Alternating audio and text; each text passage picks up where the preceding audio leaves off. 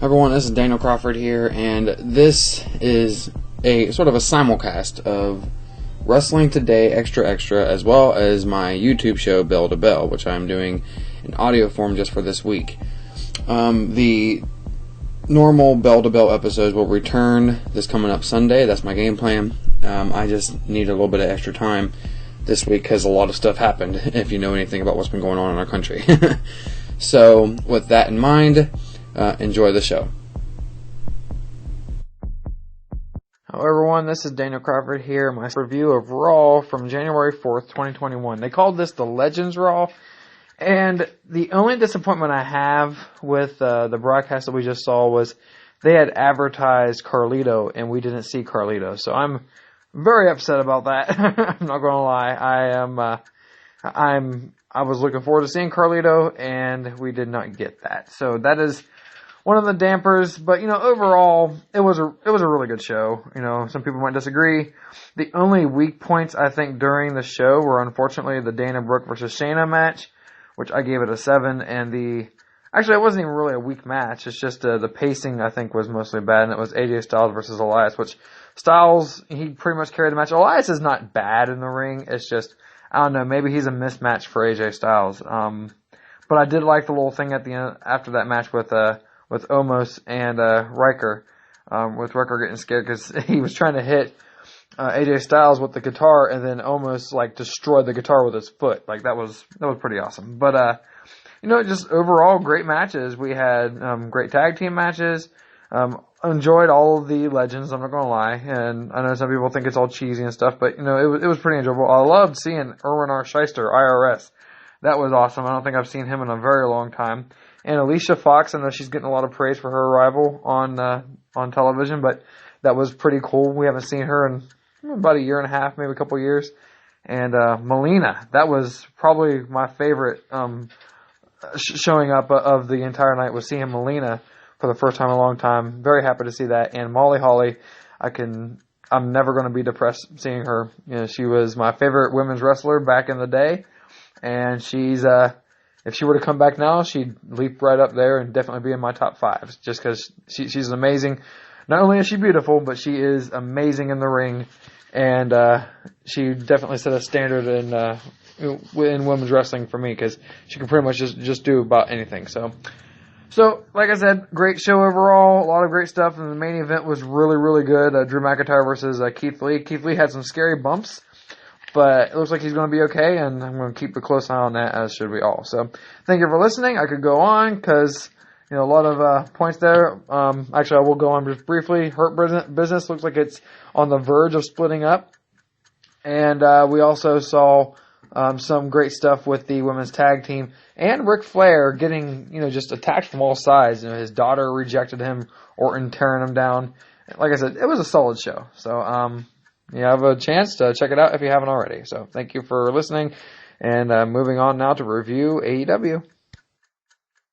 Hello everyone, this is Daniel Crawford here, and I'm reporting my snap review of AEW Dynamite, their New Year's Bash Night 1, from January 6th, 2021.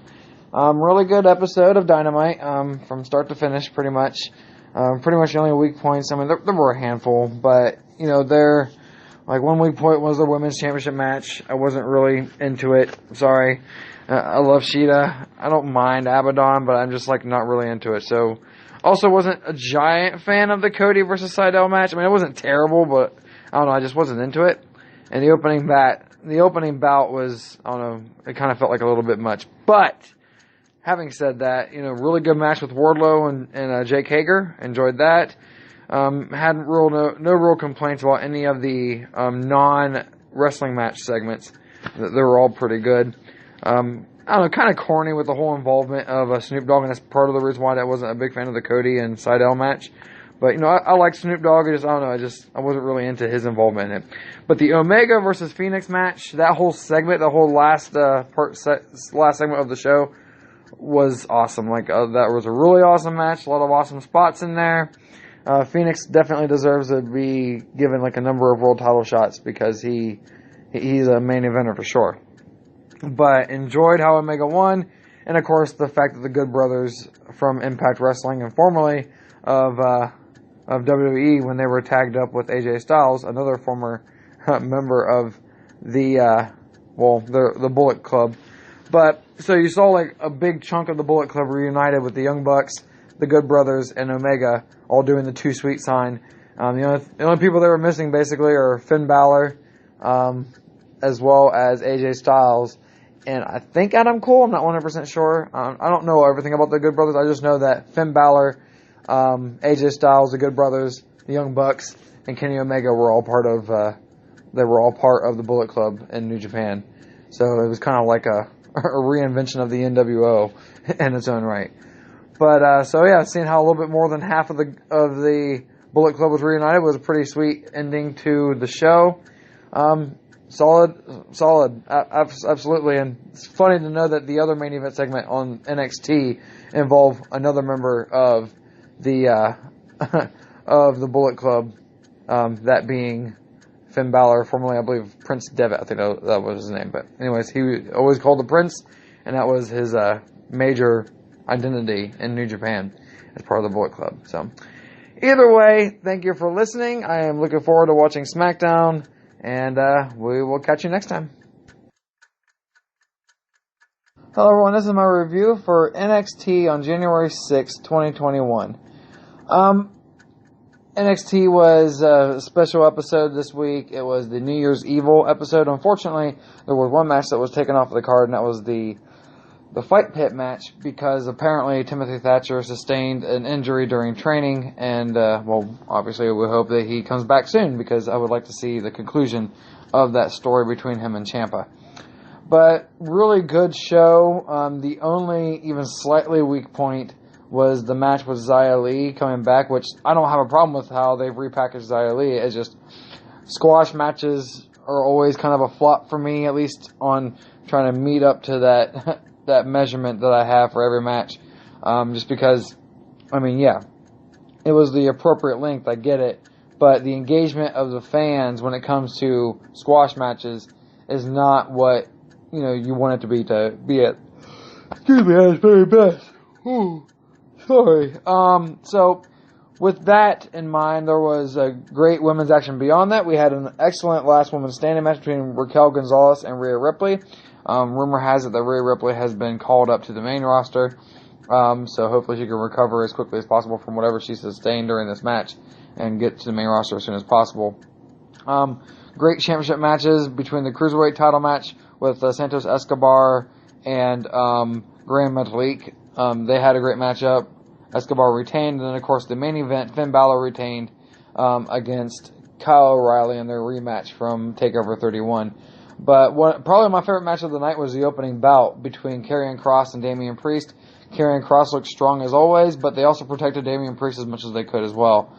But Karrion Kross is headed straight for the NXT title again soon, and he will probably be on the main roster before the end of the year, before the end of this year, if not before the end of next year. So there's no way he's staying in NXT for too long, and he probably would have been on the main roster by the end of this year for sure, if it wasn't for the fact that he got injured in August. So with that in mind, like I said, excellent show all around. I do want to mention one more thing. The way the Garganos were celebrating Johnny Gargano being, him retaining his North American title, and everything with Austin Theory, they're just killing it with, and they're getting hit in the balls by Shotzi Blackheart shooting her little cannon thing at him, and the comments that the commentary kept making about Austin Theory kept getting hit in the balls.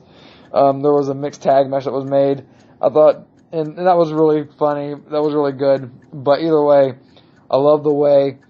I love what they're doing. And also, really great announcement, this last thing about NXT. They will be having a women's Dusty Classic for the tag team tournament, which will be awesome. I'm really happy to see that. So, either way, great show. Looking forward to now watching AEW. Hi everyone, this is Daniel Crawford here, and I'm going to do the snap review for SmackDown January 8th, 2021. Really good episode of SmackDown, I think, and very, very few weak points. The one weak point that I will remark on is with respect to the women's division, and it's nothing against the women at all, I mean, they had some backstage stuff, some stuff hyping up other things coming up, but there were no women's matches whatsoever. And as I've said numerous times, I think that is unacceptable in the modern era of the industry, especially when the women's division is so coveted, at least amongst the fans. And WWE has the best women's division on earth. So they really should emphasize that and, show it off more often, at least more often than they currently do. But with all the fun backstage stuff with them, there were no women's matches at all. And I know they did that to sort of make room for their gauntlet match, which was also really good. I don't know. I just don't see the benefit in not showcasing the women's division every chance you get.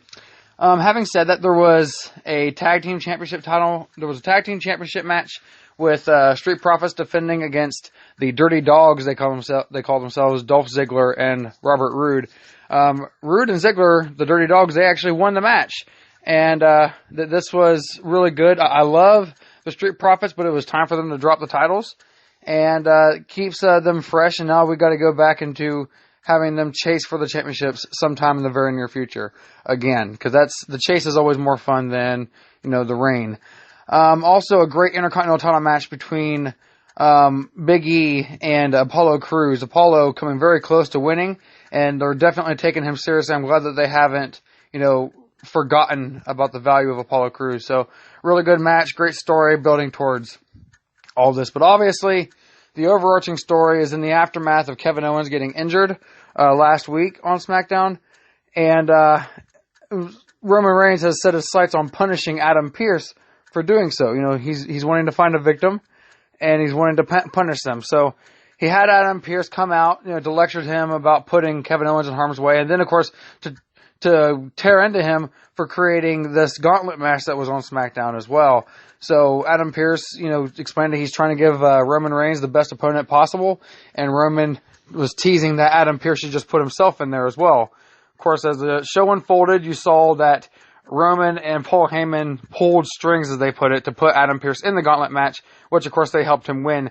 After, I will say, a very, very strong showing for Shinsuke Nakamura, who it appears is about to turn face, which actually I think is done really well, especially with this strong showing. I'm actually believing it, and I think that's them giving Shinsuke Nakamura another chance here, and maybe even possibly a world title run before he's gone. So I would definitely love to see that, honoring this, not so much the legacy, but the skills of Shinsuke Nakamura. I was just really impressed with what they did for him. I'm very happy with that. I was shocked that he beat Daniel Bryan during a gauntlet match. So great stuff.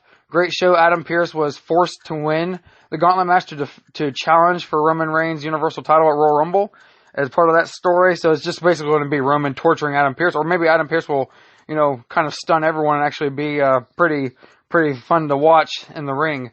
So I don't know. I'm looking forward to Royal Rumble. I know some people are not too impressed with the two world title matches at that event, with Goldberg challenging for the WWE title against Drew McIntyre and Pearce challenging for the Universal title, but I think it'll be fine. And I'm looking forward to the Rumble match itself, so both of them with the women's and men's division. So that's all for now. I enjoyed SmackDown this week. Probably my favorite show of the week. I'll have to look at what I rated every segment of all the wrestling shows for this week, but it definitely felt like my favorite show. So thank you for listening, and we will catch you next time. Alright everyone, that was Bell to Bell as well as Xtra Xtra. Thank you for listening, and we will catch you next time.